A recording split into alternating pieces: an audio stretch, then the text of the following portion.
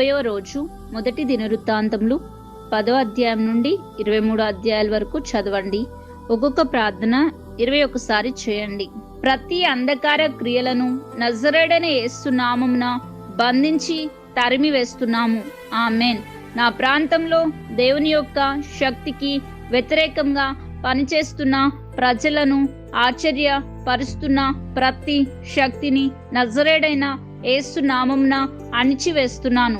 ఆమేన్. నా వాతావరణంలో నిరాశ, ఓటమి, దీవెనలు ఆలస్యం చేస్తున్న మరియు భయపెడుతున్న ప్రతి దురాత్మలను నజరేయుడైన యేసు నామమున బంధిస్తున్నాను. ఆమేన్. మా ఇరుగు పొరుగు నా సాతాను యొక్క ప్రతి అభివృద్ధిని నజరేయుడైన యేసు నామమున బహిష్కరిస్తున్నాము. ఆమేన్.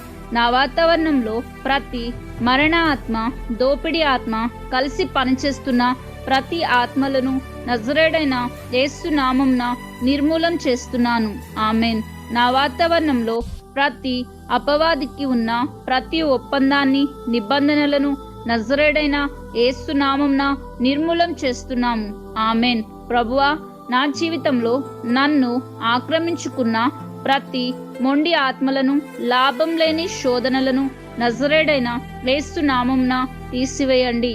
ఆమేన్. అపవాది వేసిన ప్రతి అగ్ని బాణమా, ఇప్పుడే నజరేయుడైన యేసు నామమున నిన్ను పంపిన వాని యొద్దకే వెళ్ళిపో. ఆమేన్. ఓ ప్రభువా, నా స్నేహితుని వేషంలో ఉన్న నా శత్రువుల రహస్యాలను నజరేయుడైన యేసు నామమున బయలుపరిచి బహిర్గతం చేయండి. ఆమేన్. పరలోకమందున మా తండ్రి, నా ప్రార్థనలన్నిటికీ సమాధానాలు ఇచ్చినందుకు నజరేయుడైన యేసు నామమున కృతజ్ఞతాస్తుతులు చెల్లిస్తున్నాను. ఆమేన్.